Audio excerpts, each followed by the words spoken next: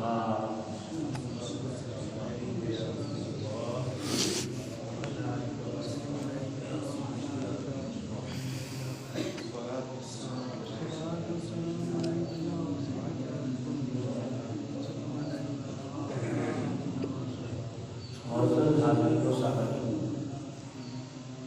کا لاکھ لاکھ شکر ہے کہ اس نے اپنی توفیق خاص کر ہمیں اپنی پاک بارگاہ میں حاضری کا شرف عطا کیا۔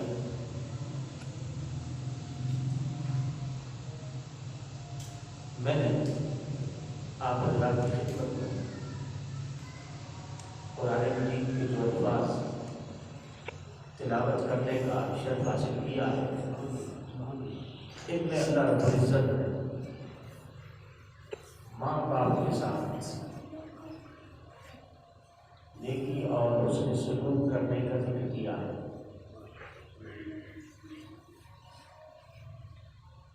قرآن حکیم میں اللہ رب العزت نے جہاں اپنی عبادت کا ذکر کیا،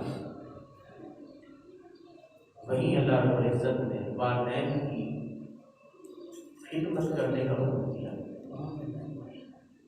ان کے ساتھ حسن سلوک کرنے کا حکم دیا۔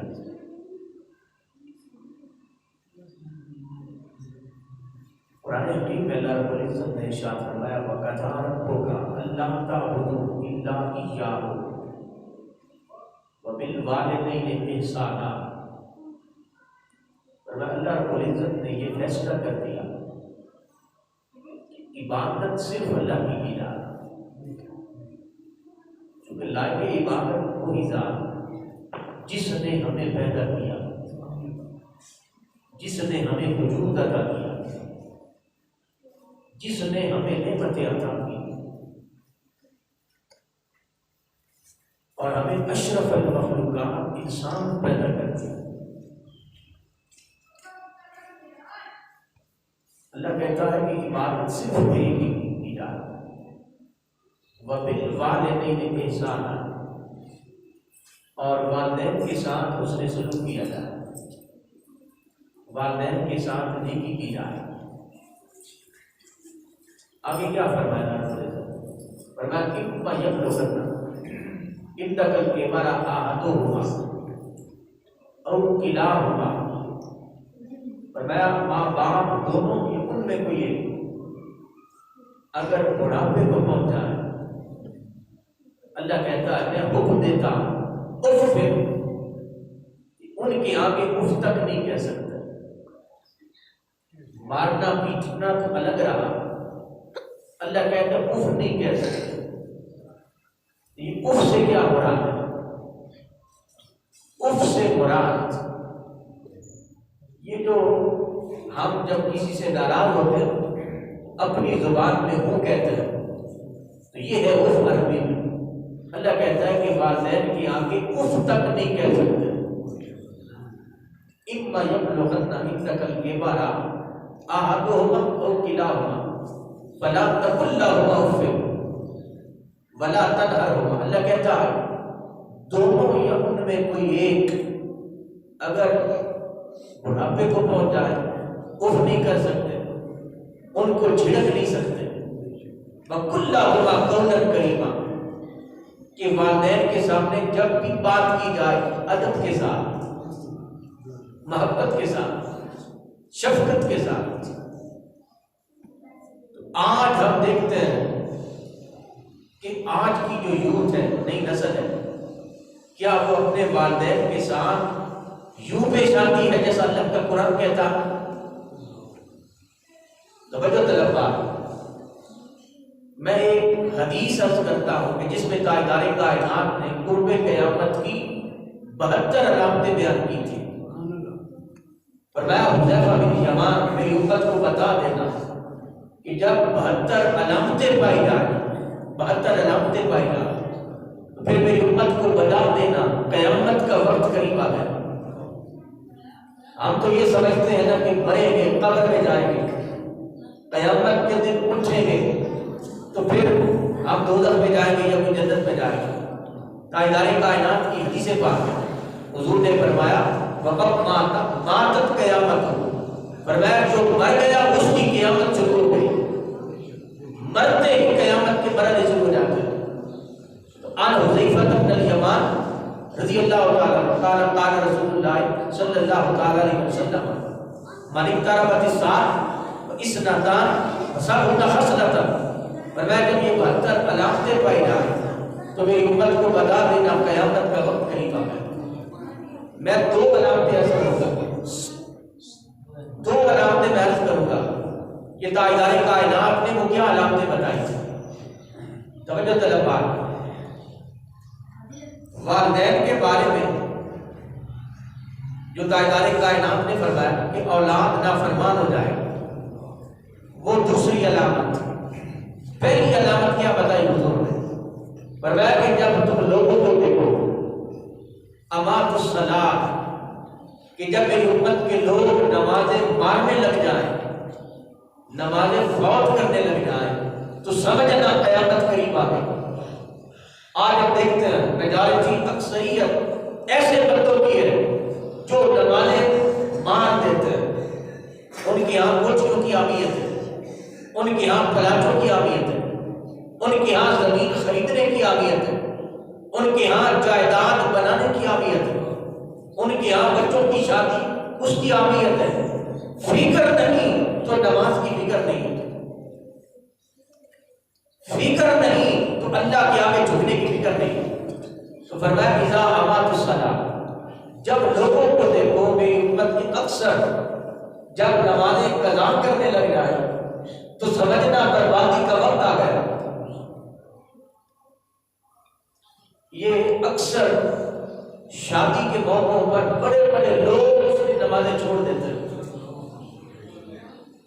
وہ سمجھتے ہیں کہ شاید یہ شادی کا دن، شاید یہ زندگی سے باہر ہے۔ نہیں، اللہ کی عزت کی قسم، نماز جو ہے نا، نماز یہ ٹکرے مارنے کا نام نہیں، رب سے ملاقات کا نام ہے۔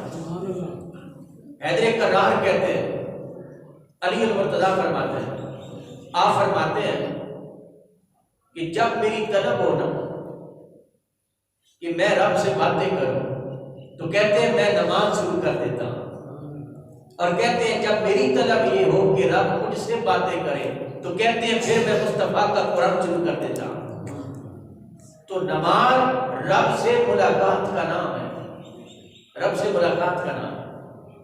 اور یہ توجہ طلب بات ہے، امام الانبیاء نے فرمایا الصلاۃ عماد الدین، فرمایا نماز جو ہے نا یہ دین کی جڑ ہے۔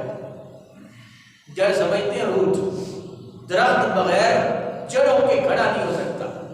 فرمایا الصلاۃ عماد الدین، دین کی جڑ ہی نماز ہے۔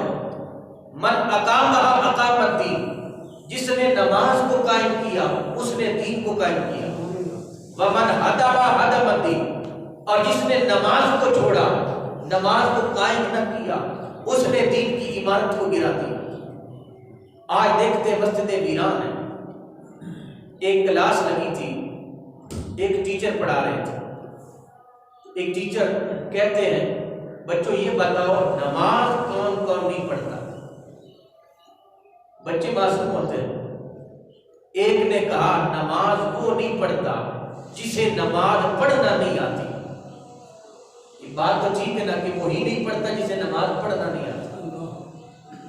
دوسرے نے کہا استاد جی نماز وہ نہیں پڑھتا جو مر جائے وہ نماز نہیں پڑھتا، کیونکہ نماز زندوں پہ فرض ہے۔ یہ بات بھی ٹھیک ہے کہ جب انسان زندہ ہو تو شریعت کا اعمال کا مکلف رہتا۔ تیسرے نے کہا استاد جی نماز وہ نہیں پڑھتا جو کافر ہے وہ نماز نہیں پڑھتا۔ تو ہمیں دیکھنا چاہیے کہ ہم کس کیٹیگری میں۔ نماز نہیں پڑھتے جو وہ اپنے آپ کو دیکھیں، کیا وہ سب مر چکے ہیں کہ نماز نہیں پڑھتے، یا مسلمان نہیں ہے کہ نماز نہیں پڑھتے؟ تو جب مسلمان بھی ہیں، زندہ بھی ہیں اور نماز آتی بھی ہے کہ مسلمانوں کے گھر پیدا ہوئے، پھر نماز کیوں نہیں پڑھتے؟ تاجدار کائنات نے فرمایا کہ قیامت کی پہلی علامت یہ ہوگی کہ لوگ نمازیں فوت کرنے لگ جائیں گے، نمازیں مار دیں گے۔ بزرگ کہتے ایک زمانہ تھا مسجدیں کچی تھی پر نمازی پکے تھے. یہ کارپیٹ نہیں تھے، یہ قالینیں نہیں تھی، یہ پکے نہیں تھے، کچی مسجدیں تھیں، نمازی پکے تھے. جھکڑ چلے، آندھی آئے، طوفان آئے، ان کو قدم اٹھنے سے روک نہیں سکتے تھے. ان کے قدم اٹھتے تھے اللہ کے گھر کی طرف. وقت تھا مسجدیں کچی تھی، نمازی پکے تھے. اور آج کیا ہے؟ مسجدیں پکی ہیں، نمازی کچے ہو گئے. کوئی جمعے کا نمازی رہ گیا، کوئی عید کا نمازی رہ گیا، کوئی سال بھر کا نمازی رہ گیا. ہم جب مسجد تعمیر کرتے ہیں کوئی کہتا ہے قالین میں بچھوا دوں گا مسجد، اور خود مسجد میں نہیں آئے گا. کوئی کہے گا کہ ایس میں لگوا دوں گا، کوئی کہے گا کہ سپیکر کا ساؤنڈ سسٹم کا ارینجمنٹ کر دوں گا. مگر علماء کہتے ہیں نادان، مسجدوں کی سجاوٹ بہترین قالین نہیں ہوتی، مسجدوں کی سجاوٹ بہترین سپیکر نہیں ہوتے، مسجدوں کی سجاوٹ اے سی نہیں ہوتے، مسجدوں کی سجاوٹ آئینہ بندی نہیں ہوتی، مسجدوں کی سجاوٹ جھکے ہوئے سر ہوتے ہیں، روتی ہوئی آنکھیں ہوتی ہیں. مسجدوں کی زینت نمازیوں سے ہوتی ہے، مسجدوں کی زینت جھکے ہوئے سروں سے ہوتی ہے.